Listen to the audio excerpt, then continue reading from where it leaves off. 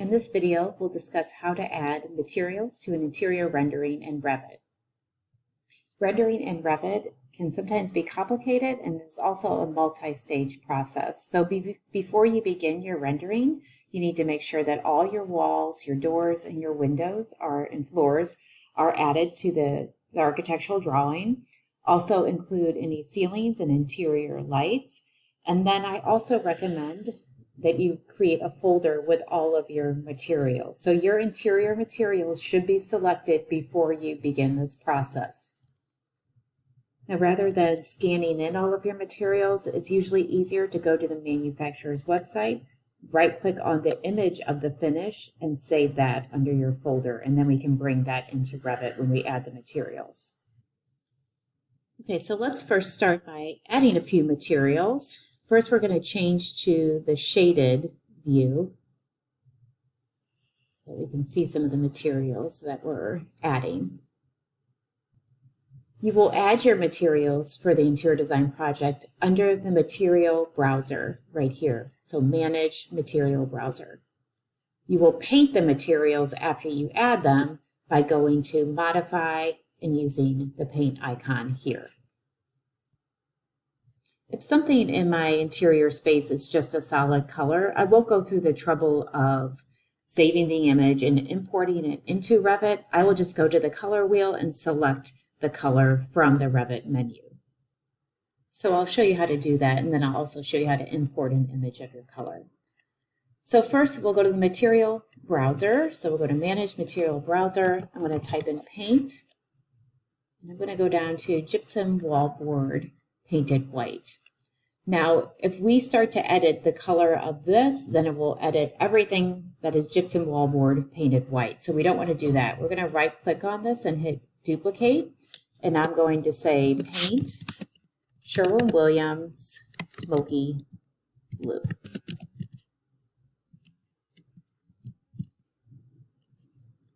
Okay.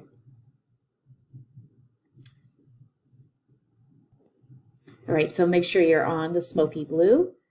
Now, if you click on the color right here, that's when you can go in and you can choose something that's similar to the color that you're showing on your board. Sometimes that's a little bit quicker. It's especially easy to do this if you're just trying to figure out what colors you want to add to the space.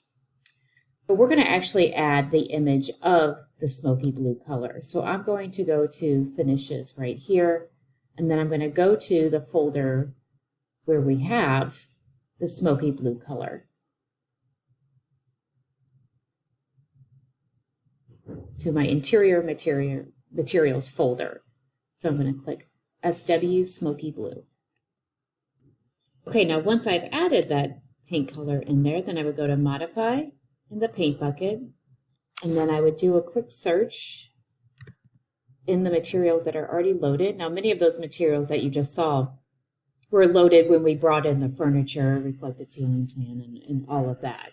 So that's why you're seeing so many finishes there already. So I'm going to select the Paint SW Smoky Blue, and then I'm going to paint the wall. Now, if you want to see what that looks like in the realistic view, you can quickly go to your graphic display options or your view styles there and see what that looks like in the realistic view, which I think I was already on the realistic view there. So there you have your paint color added. So now let's work on adding the carpet tile to the plan. So again, we're going to go to Manage and Materials, and I'm going to type in carpet, and it will pull up the standard carpet. And I want to duplicate that, and we're going to call this Interface Carpet. Interface is the manufacturer of the carpet. We'll call it Interface Carpet 1. Okay, so this has many of the textural elements that you would see in a carpet. So that's why you want to start with something first rather than just starting with a solid color. So it's to bring in some of those textural elements, and you can see in this image here. So then I would click on Finishes and Flooring there, and then I would go find the image of the carpet. So go down to the Student Drive, to our Interior Materials folder that we have set up for this project.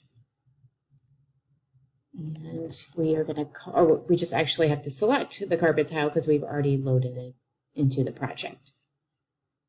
Okay, so there you see the image changing. Again, you can change the glossiness here, but you would not want to do that for this carpet tile. So you see the image there. Now you might have to go in and make some adjustments to that image. So if I click on that image, it's going to bring up more information. So you can change the brightness of the carpet tile, and you can see how that's changing in this upper image right here. So if you wanted it to be a little bit darker, you could do that.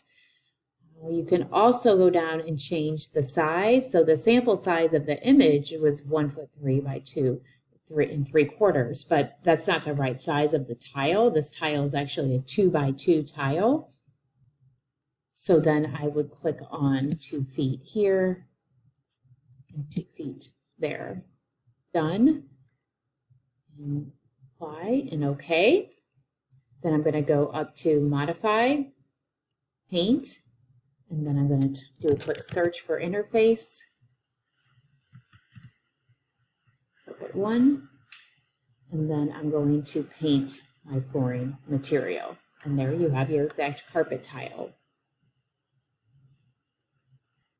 Okay, so now we're going to discuss how to change families that you brought in. So that was just the floor and the walls here. But sometimes you're bringing in furniture blocks from manufacturers and you need to make some edits to those also. So I'm going to try to select this chair right here, or this whole group. And I want to ungroup this piece that I brought in. Because remember when we brought this in, it was all together. It was imported in from Herman Miller. So we're going to ungroup that. And then you should be able to select the individual items within that group. So when furniture manufacturers build these models, they allow you to, for the most part, they allow you to change many of the finishes that are already on the piece. So if I select this chair right here, and I go up to the properties for that chair, you can see that I can change the base finish, I can change the dowel finish, which will be those joining methods, and then the seat and back finish. So I just want to change the seat and back finish here. So I am going to first click on that, and I'll show you what comes up there. So right now it's set at a red color. So it would be easier for me to, rather than create a brand new material and bring in that aqua color that I have selected for this chair, I would just change the color here. Now, if I have this chair in multiple areas and I have different colors, I would then duplicate it and just change the color of the individual duplicated items that I created. But for this, it's an aqua color. I'm just going to go ahead and change the color. So I'm going to start here, and then you can then come down to a grayer tone of that. And I wanted to show you something also that's helpful. You can then change the value of the color also here. So if it's a right color, but you need to change the tone or the value of the color, you can move this. So we're just changing to more of an aqua color that looks pretty close. You can, again, change it. If you wanted to have a glossy finish or a polished finish, you could change that here. You can do that for some of the materials. We're just going to stick with the matte finish. Then hit apply and OK. And then I'll uncheck outside so you can see that aqua color there. The next thing that I want to do is change the wood tone of this top right here. So this is coming in all as a plastic laminate, and I want to add a wood top. So I'm going to first select that, and you can see that we have the ability to change the top finish, support finish, and edge finish. So first I'm going to select the finish, and the 3 dots next to it. And right now it's a laminate. I'm going to actually change to a wood. So I'm going to select the cherry, and then I'm going to duplicate it, and I'll call it Herman Miller Wood Finish. And then I can go find that image of the wood finish.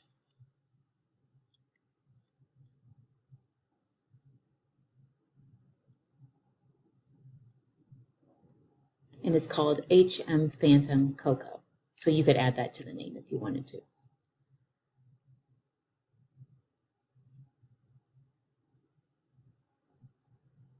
I'm going to uncheck stain here because I don't want it to match. I don't want it to be that cherry color. So if I uncheck that, it will paint everything this color.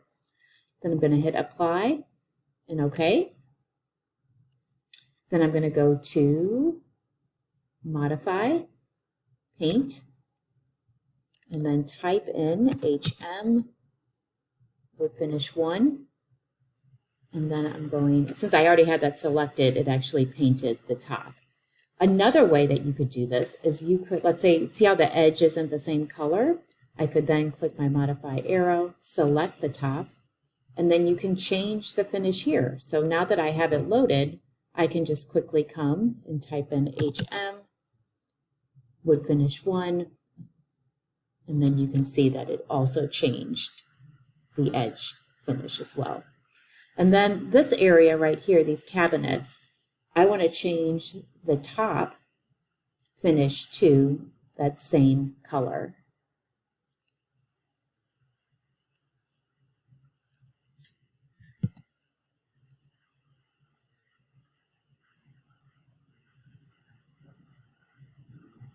Now there's many components to this rendering as far as the top and the edge, so I may have to come back in and make sure that that's appearing on there. Yeah, it is.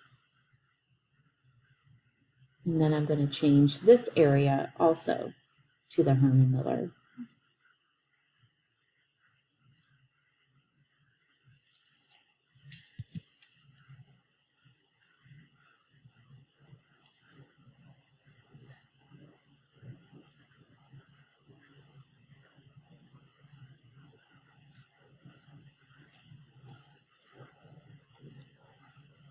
Okay, so now you see that I have the wood finish on the desking system on the top part. So that's how you edit materials, adding them to the floor, to the wall, and then editing families. I also need to change the door to a wood tone here. So you can see it says door finish there. Let me quickly type in HM wood finish 1. Hit OK, and it should change that door finish. That ends this video on adding materials to an interior rendering.